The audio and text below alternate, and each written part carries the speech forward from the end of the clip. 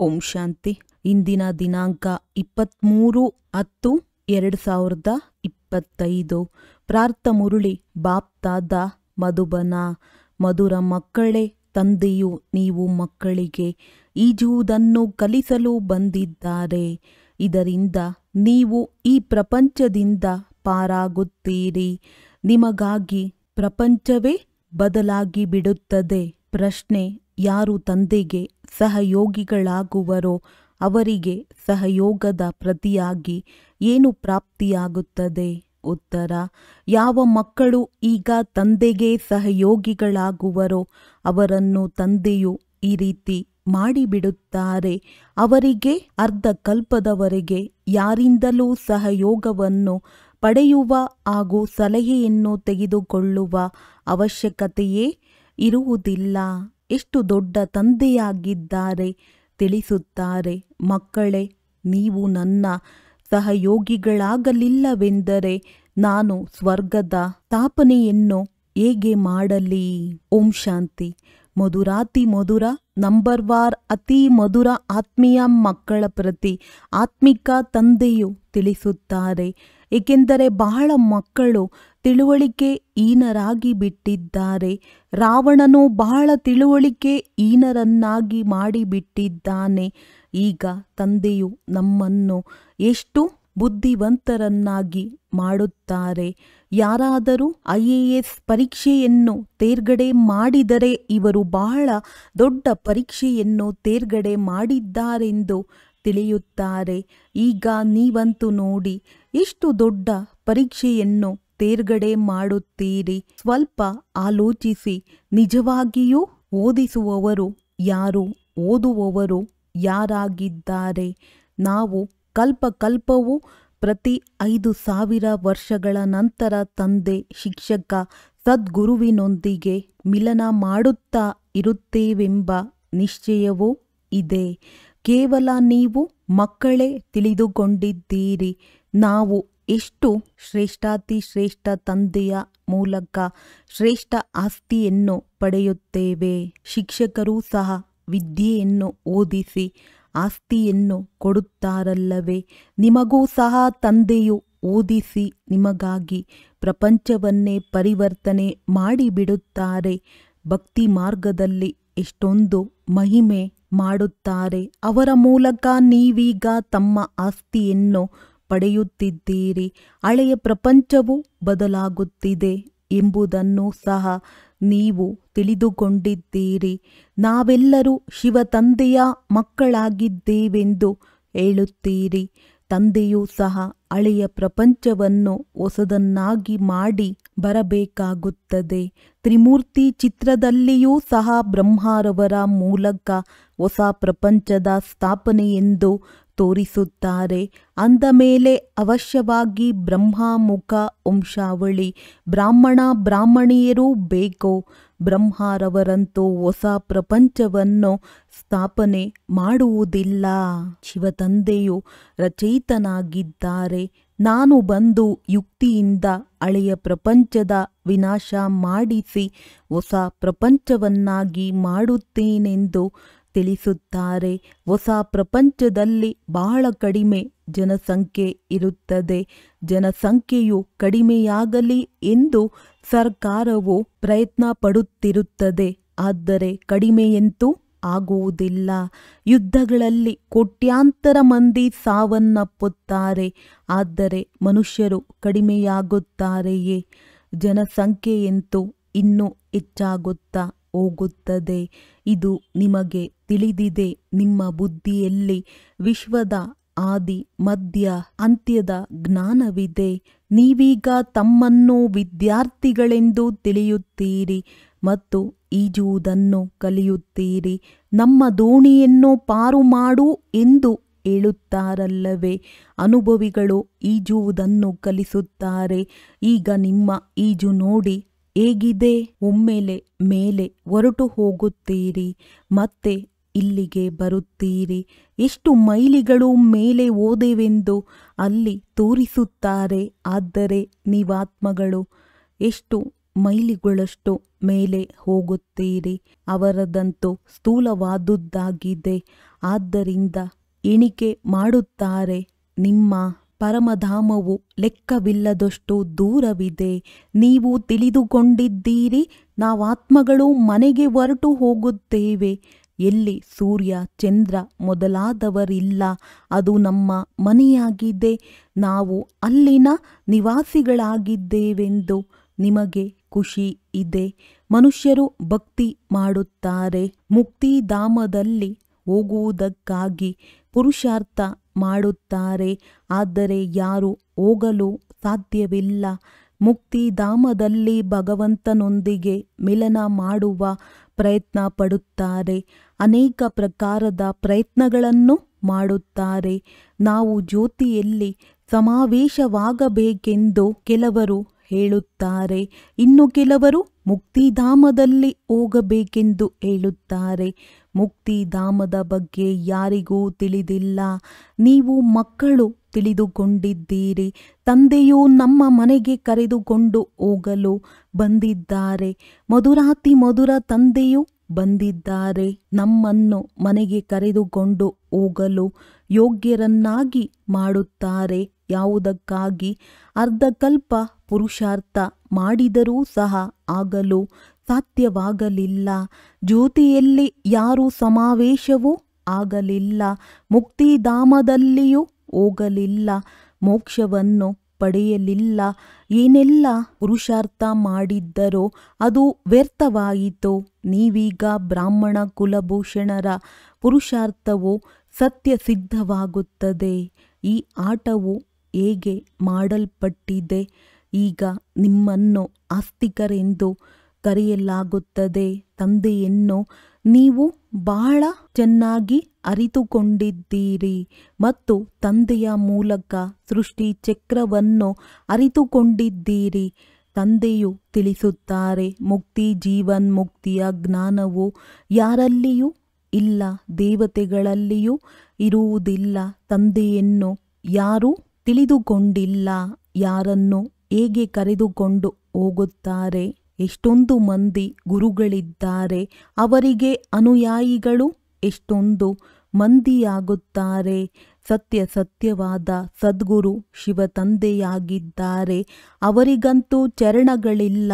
ತಂದೆಯು ತಿಳಿಸುತ್ತಾರೆ, ನನಗಂತೂ ಚರಣಗಳೇ ಇಲ್ಲವೆಂದ ಮೇಲೆ ನಾನು ಹೇಗೆ ಪೂಜೆ ಮಾಡಿಸಿಕೊಳ್ಳಲಿ? ಮಕ್ಕಳು ವಿಶ್ವದ ಮಾಲೀಕರಾಗುತ್ತೀರೆಂದರೆ ನಿಮ್ಮಿಂದ ಪೂಜೆ ಮಾಡಿಸಿಕೊಳ್ಳಲೆ. ಭಕ್ತಿ ಮಾರ್ಗದಲ್ಲಿ ಮಕ್ಕಳು ತಂದೆಯ ಕಾಲಿಗೆ ಬೀಳುತ್ತಾರೆ. ವಾಸ್ತವದಲ್ಲಿ ತಂದೆಯ ಆಸ್ತಿಗೆ ಮಕ್ಕಳು ಮಾಲೀಕರಾಗಿದ್ದೀರಿ. ಆದರೆ ನಮ್ರತೆಯನ್ನು ತೋರಿಸುತ್ತಾರೆ. ಚಿಕ್ಕ ಮಕ್ಕಳು ಮೊದಲಾದವರು ಎಲ್ಲರೂ ಕಾಲಿಗೆ ಬೀಳುತ್ತಾರೆ.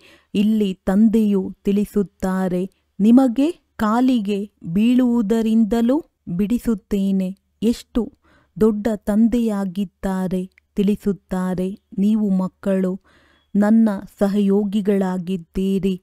ನೀವು ಸಹಯೋಗಿಗಳಾಗದಿದ್ದರೆ ನಾನು ಸ್ವರ್ಗದ ಸ್ಥಾಪನೆಯನ್ನು ಹೇಗೆ ಮಾಡಲಿ? ತಂದೆಯು ತಿಳಿಸುತ್ತಾರೆ, ಮಕ್ಕಳೇ, ನೀವೀಗ ಸಹಯೋಗಿಗಳಾಗಿ ಮತ್ತೆ ನಾನು ನಿಮ್ಮನ್ನು ಇಷ್ಟು ಶ್ರೇಷ್ಠರನ್ನಾಗಿ ಮಾಡುತ್ತೇನೆ. ನಿಮಗೆ ಯಾರಿಂದಲೂ ಸಹಯೋಗ ಪಡೆಯುವ ಅವಶ್ಯಕತೆ ಇರುವುದಿಲ್ಲ.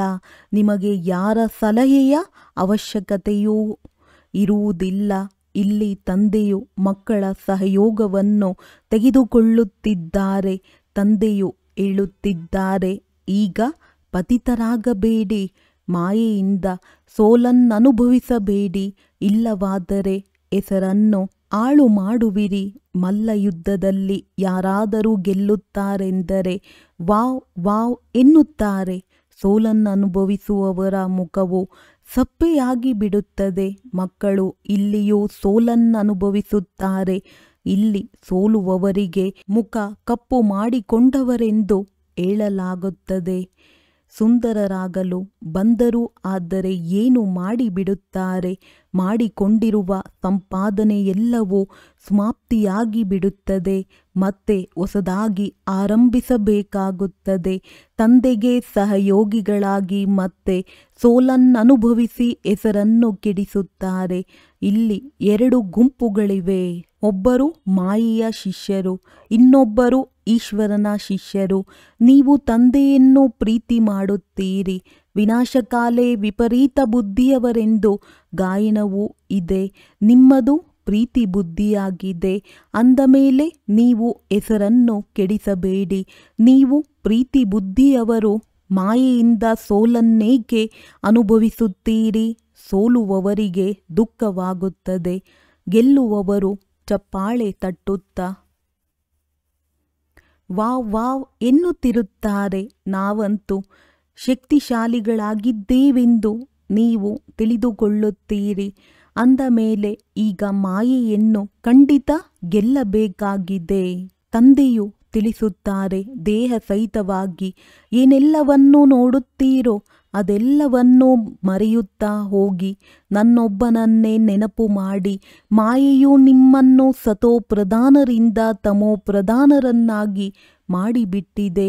ಈಗ ಪುನಃ ಸತೋ ಪ್ರಧಾನರಾಗಬೇಕಾಗಿದೆ. ಮಾಯಾಜೀತರು ಜಗಜ್ಜೀತರಾಗಬೇಕಾಗಿದೆ. ಇದು ಸೋಲು ಮತ್ತು ಗೆಲುವು, ಸುಖ ದುಃಖದ ಆಟವಾಗಿದೆ.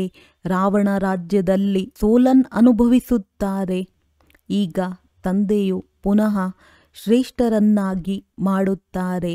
ತಂದೆಯು ತಿಳಿಸುತ್ತಾರೆ, ಒಬ್ಬ ಶಿವ ತಂದೆಯ ಜಯಂತಿಯೇ ಅತಿ ಶ್ರೇಷ್ಠ ಜಯಂತಿಯಾಗಿದೆ. ಈಗ ನೀವು ಮಕ್ಕಳು ಈ ಲಕ್ಷ್ಮೀ ನಾರಾಯಣರಂತೆ ಆಗಬೇಕು. ಸತ್ಯಯುಗದಲ್ಲಿ ಮನೆ ಮನೆಯಲ್ಲಿ ದೀಪಾವಳಿ ಇರುತ್ತದೆ. ಎಲ್ಲರ ಜ್ಯೋತಿಯು ಬೆಳಗುತ್ತದೆ. ಮೇನ್ ಪವರ್ನಿಂದ ಜ್ಯೋತಿಯು ಬೆಳಗುತ್ತದೆ.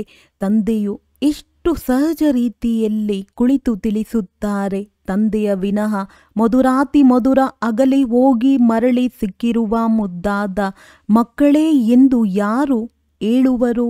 ಆತ್ಮಿಕ ತಂದೆಯೇ ಹೇಳುತ್ತಾರೆ, ನನ್ನ ಮಧುರ ಮುದ್ದಾದ ಮಕ್ಕಳೇ, ನೀವು ಅರ್ಧಕಲ್ಪದಿಂದ ಭಕ್ತಿ ಮಾಡುತ್ತಾ ಬಂದಿದ್ದೀರಿ. ಯಾರೊಬ್ಬರೂ ಹಿಂತಿರುಗಿ ಹೋಗಲು ಸಾಧ್ಯವಿಲ್ಲ. ತಂದೆಯೇ ಬಂದು ಎಲ್ಲರನ್ನೂ ಕರೆದುಕೊಂಡು ಹೋಗುತ್ತಾರೆ. ನೀವು ಸಂಗಮ ಯುಗವನ್ನು ಕುರಿತು ಬಹಳ ಚೆನ್ನಾಗಿ ತಿಳಿಸಬಹುದು.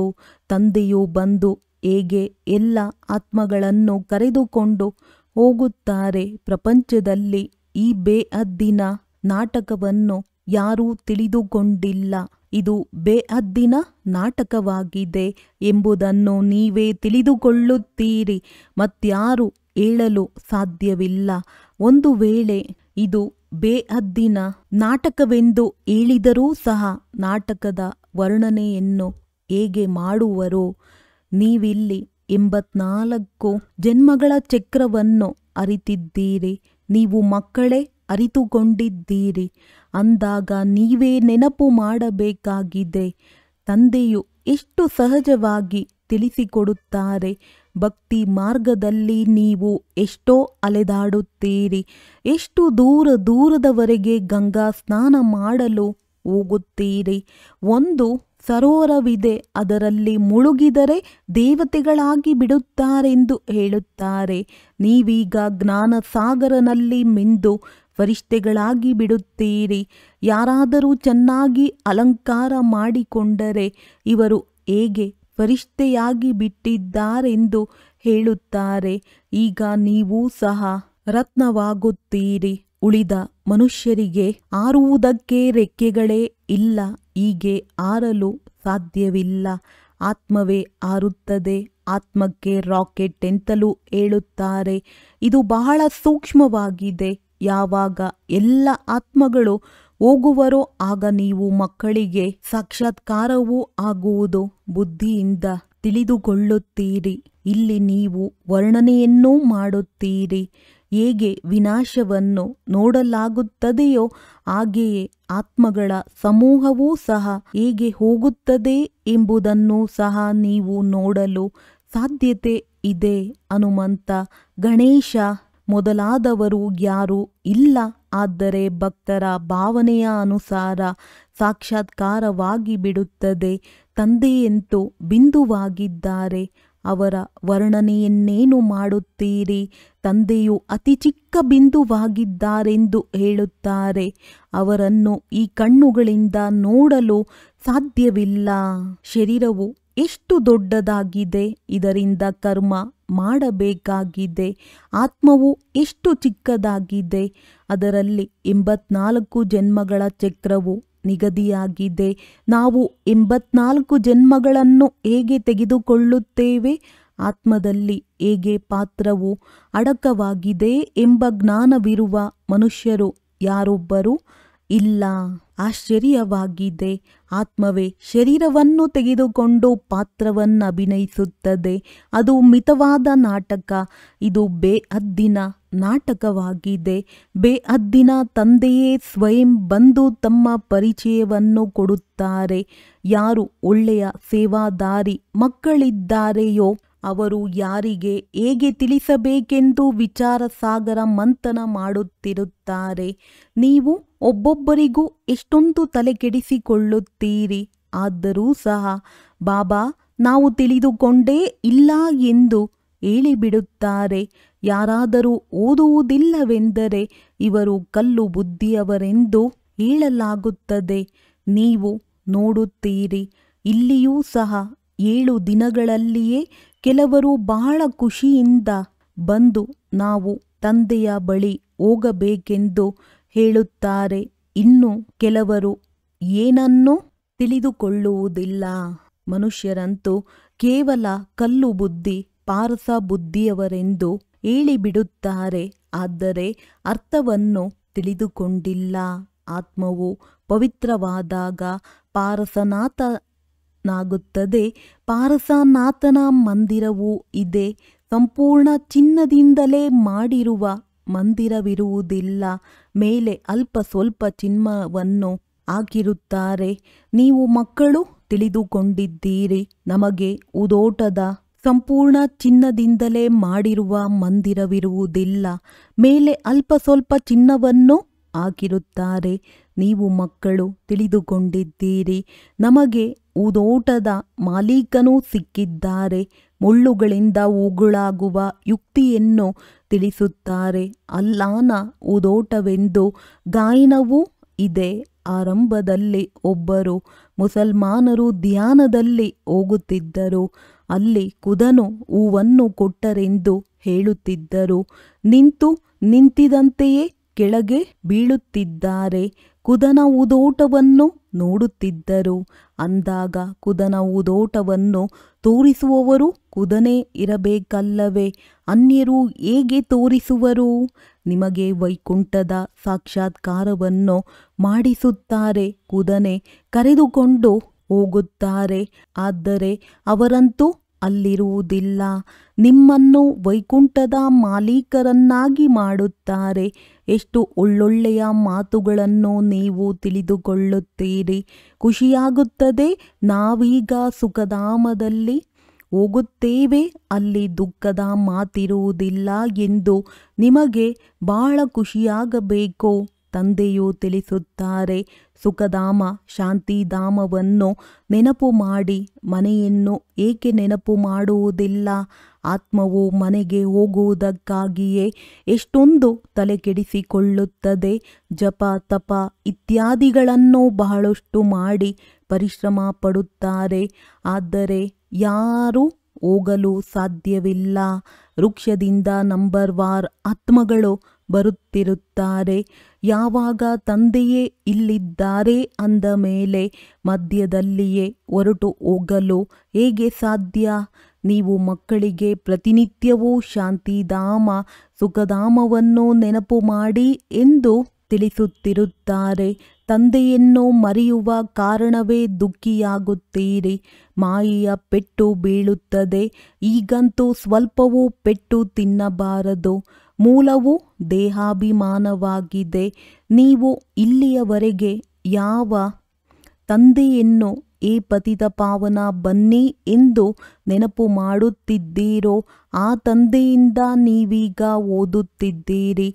ನಿಮ್ಮ ವಿಧೇಯ ಸೇವಕ ಶಿಕ್ಷಕನೂ ಆಗಿದ್ದಾರೆ, ವಿಧೇಯ ಸೇವಕ ತಂದೆಯೂ ಆಗಿದ್ದಾರೆ.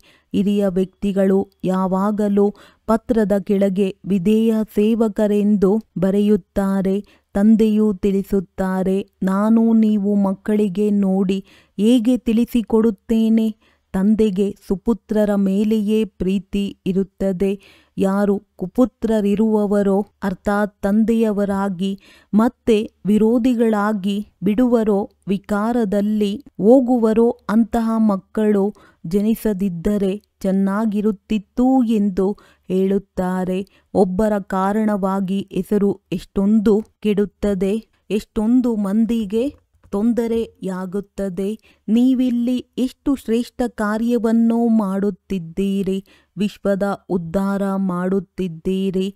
ಆದರೆ ನಿಮಗೆ 3 ಹೆಜ್ಜೆಗಳಷ್ಟು ಭೂಮಿಯೂ ಸಿಗುವುದಿಲ್ಲ. ನೀವು ಮಕ್ಕಳು ಯಾರಿಂದಲೂ ಮನೆಮಠವನ್ನು ಬಿಡಿಸುವುದಿಲ್ಲ. ನೀವು ರಾಜರಿಗೂ ರಾಜ ಸಹ ಹೇಳುತ್ತೀರಿ. ನೀವು ಪೂಜ್ಯ ಡಬಲ್ ಕಿರೀಟಧಾರಿಗಳಾಗಿದ್ದೀರಿ, ಈಗ ಪೂಜಾರಿಗಳಾಗಿ ಬಿಟ್ಟಿದ್ದೀರಿ. ತಂದೆಯು ಈಗ ಪುನಃ ಪೂಜ್ಯರನ್ನಾಗಿ ಮಾಡುತ್ತಾರೆಂದರೆ ಆಗಬೇಕಲ್ಲವೇ? ಇನ್ನು ಸ್ವಲ್ಪ ಸಮಯವೂ ಕಳೆಯಲಿ. ನಾವಿಲ್ಲಿ ಯಾರಿಂದಲಾದರೂ ಲಕ್ಷಗಳನ್ನು ತೆಗೆದುಕೊಂಡು ಏನು ಮಾಡುವುದು? ಬಡವರಿಗೆ ರಾಜ್ಯಭಾಗ್ಯವೂ ಸಿಗುತ್ತದೆ. ತಂದೆಯೇ ಬಡವರ ಬಂಧುವಾಗಿದ್ದಾರಲ್ಲವೇ? ತಂದೆಯನ್ನು ಬಡವರ ಬಂಧುವೆಂದು ಏಕೆ ಹೇಳುತ್ತಾರೆ ಎಂಬುದನ್ನು ನೀವು ಅರ್ಥಸಹಿತವಾಗಿ ತಿಳಿದುಕೊಳ್ಳುತ್ತೀರಿ. ಭಾರತವು ಸಹ ಎಷ್ಟು ಬಡ ದೇಶವಾಗಿದೆ. ಅದರಲ್ಲಿ ನೀವು ಬಡ ಮಾತೆಯರಾಗಿದ್ದೀರಿ. ಯಾರು ಸಾಹುಕಾರರಿದ್ದಾರೆಯೋ ಅವರು ಈ ಜ್ಞಾನವನ್ನು ತಿಳಿದುಕೊಳ್ಳುವುದಿಲ್ಲ. ಬಡವರು ಅಬಲೆಯರು ಎಷ್ಟೊಂದು ಮಂದಿ ಬರುತ್ತಾರೆ, ಅವರ ಮೇಲೆ ಅತ್ಯಾಚಾರಗಳಾಗುತ್ತವೆ. ತಂದೆಯು ತಿಳಿಸುತ್ತಾರೆ, ಮಾತೆಯರನ್ನು ಮುಂದುವರಿಸಬೇಕು. ಶಾಂತಿ ಯಾತ್ರೆಯಲ್ಲಿಯೂ ಮೊಟ್ಟಮೊದಲು ನೀವು ಮಾತೆಯರಿದ್ದೀರಿ. ನಿಮ್ಮ ಬ್ಯಾಡ್ಜ್ ಬಹಳ ಸುಂದರವಾಗಿದೆ. ಈ ಟ್ರಾನ್ಸ್ಲೇಟ್ನ ಚಿತ್ರವು ನಿಮ್ಮ ಬಳಿ ಇರಲಿ. ಇದರ ಆಧಾರದ ಮೇಲೆ ಈ ಪ್ರಪಂಚವು ಬದಲಾಗುತ್ತಿದೆ. ಕಲ್ಪದ ಹಿಂದಿನ ತರಹ ತಂದೆಯಿಂದ ಆಸ್ತಿಯು ಸಿಗುತ್ತಿದೆ ಎಂಬ ಮಾತನ್ನು ಎಲ್ಲರಿಗೆ ತಿಳಿಸಿಕೊಡಿ. ಸೇವೆಯನ್ನು ಹೇಗೆ ಕಾರ್ಯದಲ್ಲಿ ತರುವುದು ಎಂದು ಮಕ್ಕಳು ವಿಚಾರ ಸಾಗರ ಮಂಥನ ಮಾಡಬೇಕಾಗಿದೆ. ಇದರಲ್ಲಿ ಸಮಯವಂತೂ ಹಿಡಿಸುತ್ತದೆ ಎಲ್ಲವೇ ಒಳ್ಳೆಯದು. ಮಧುರಾತಿ ಮಧುರ ಅಗಲಿ ಹೋಗಿ ಮರಳಿ ಸಿಕ್ಕಿರುವ ಮಕ್ಕಳ ಪ್ರತಿ ಮಾತ್ಪಿತಾ ಬಾಪ್ದಾದಾರವರ ನೆನಪು, ಪ್ರೀತಿ ಹಾಗೂ ಸುಪ್ರಭಾತ. ಆತ್ಮಿಕ ಮಕ್ಕಳಿಗೆ ಆತ್ಮಿಕ ತಂದೆಯ ನಮಸ್ತೆ. ಧಾರಣೆಗಾಗಿ ಮುಖ್ಯ ಸಾರ: ತಂದೆಯೊಂದಿಗೆ ಸಂಪೂರ್ಣ ಪ್ರೀತಿಯನ್ನಿಟ್ಟು ತಂದೆಗೆ ಸಹಯೋಗಿಗಳಾಗಬೇಕಾಗಿದೆ. ಮಾಯೆಯಿಂದ ಸೋಲನ್ನನುಭವಿಸಿ ಹೆಸರನ್ನೆಂದೂ ಕೆಡಿಸಬಾರದು. ಪುರುಷಾರ್ಥ ಮಾಡಿ ದೇಹ ಸಹಿತವಾಗಿ ಏನೆಲ್ಲವೋ ಕಾಣುತ್ತಿದೆಯೋ ಎಲ್ಲವನ್ನೂ ಮರೆಯಬೇಕಾಗಿದೆ. ಆಂತರ್ಯದಲ್ಲಿ ಖುಷಿ ಇರಲಿ. ನಾವೀಗ ಶಾಂತಿಧಾಮ ಸುಖಧಾಮಕ್ಕೆ ಹೋಗುತ್ತೇವೆ. ತಂದೆಯು ವಿಧೇಯ ಶಿಕ್ಷಕನಾಗಿ ನಮ್ಮನ್ನು ಮನೆಗೆ ಕರೆದುಕೊಂಡು ಹೋಗಲು ಯೋಗ್ಯರನ್ನಾಗಿ ಮಾಡುತ್ತಿದ್ದಾರೆ. ಆದ್ದರಿಂದ ಯೋಗ್ಯರು ಸುಪುತ್ರರಾಗಬೇಕಾಗಿದೆ, ಕುಪುತ್ರರಲ್ಲ. ವರದಾನ: ಪ್ರತಿ ಸಂಕಲ್ಪ, ಸಮಯ, ವೃತ್ತಿ ಮತ್ತು ಕರ್ಮದ ಮೂಲಕ ಸೇವೆಯನ್ನು ಮಾಡುವಂತಹ ನಿರಂತರ ಸೇವಾದಾರಿ ಭವ. ಹೇಗೆ ತಂದೆ ಅತಿ ಪ್ಯಾರ ಆಗಿದ್ದಾರೆ, ತಂದೆ ಇಲ್ಲದ ಜೀವನ ಇಲ್ಲ. ಅದೇ ರೀತಿ ಸೇವೆ ಇಲ್ಲದೆ ಜೀವನ ಇಲ್ಲ. ನಿರಂತರ ಯೋಗಿಯ ಜೊತೆ ನಿರಂತರ ಸೇವಾದಾರಿಗಳಾಗಿ ಮಲಗಿದ್ದರೂ ಸಹ ಸೇವೆಯಾಗಲಿ. ಮಲಗಿರುವ ಸಮಯದಲ್ಲಿ ಒಂದು ವೇಳೆ ಯಾರಾದರೂ ನಿಮ್ಮನ್ನು ನೋಡಿದರೆ ಆಗ ಅವರಿಗೆ ನಿಮ್ಮ ಮುಖ ಲಕ್ಷಣದಿಂದ ಶಾಂತಿ, ಆನಂದದ ವೈಬ್ರೇಷನ್ ಅನುಭವ ಮಾಡಬೇಕು. ಪ್ರತಿ ಕರ್ಮೇಂದ್ರಿಯದ ಮೂಲಕ ತಂದೆಯ ನೆನಪಿನ ಸ್ಮೃತಿ ತರಿಸುವಂತಹ ಸೇವೆ ಮಾಡುತ್ತಾ ಹೋಗಿ. ತಮ್ಮ ಶಕ್ತಿಶಾಲಿ ವೃತ್ತಿಯ ಮೂಲಕ ವೈಬ್ರೇಷನ್ ಹರಡುತ್ತಾ ಇರಿ. ಕರ್ಮದ ಮೂಲಕ ಕರ್ಮಯೋಗಿ ಭವದ ವರದಾನ ಕೊಡುತ್ತಾ ಇರಿ. ಪ್ರತಿ ಹೆಜ್ಜೆಯಲ್ಲಿ ಪದಮದಷ್ಟು ಸಂಪಾದನೆ ಜಮಾ ಮಾಡುತ್ತಾ ಹೋಗಿ. ಆಗ ಹೇಳಲಾಗುವುದು ನಿರಂತರ ಸೇವಾದಾರಿ ಅರ್ಥಾತ್ ಸರ್ವಿಸೆಬಲ್. ಸ್ಲೋಗನ್: ತಮ್ಮ ಆತ್ಮೀಯ ವ್ಯಕ್ತಿತ್ವವನ್ನು ಸ್ಮೃತಿಯಲ್ಲಿಟ್ಟುಕೊಂಡಾಗ ಮಾಯಾಜೀತ್ ಆಗಿಬಿಡುವಿರಿ.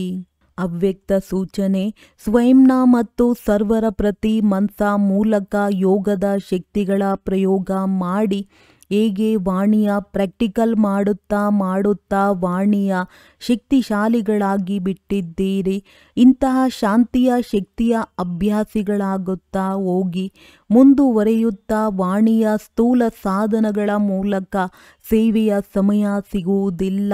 ಇಂತಹ ಸಮಯದಲ್ಲಿ ಶಾಂತಿಯ ಶಕ್ತಿಯ ಸಾಧನೆಯ ಅವಶ್ಯಕತೆ ಇರುತ್ತದೆ. ಏಕೆಂದರೆ ಯಾರು ಎಷ್ಟು ಮಹಾನ್ ಶಕ್ತಿಶಾಲಿಯಾಗಿರುತ್ತಾರೆ ಅವರು ಅತಿ ಸೂಕ್ಷ್ಮವಾಗಿರುತ್ತಾರೆ. ವಾಣಿಯಿಂದ ಶುದ್ಧ ಸಂಕಲ್ಪ ಸೂಕ್ಷ್ಮವಾಗಿದೆ. ಅದಕ್ಕೆ ಸೂಕ್ಷ್ಮದ ಪ್ರಭಾವ ಶಕ್ತಿಶಾಲಿಯಾಗಿರುತ್ತದೆ. ಒಳ್ಳೆಯದು. ಓಂ ಶಾಂತಿ.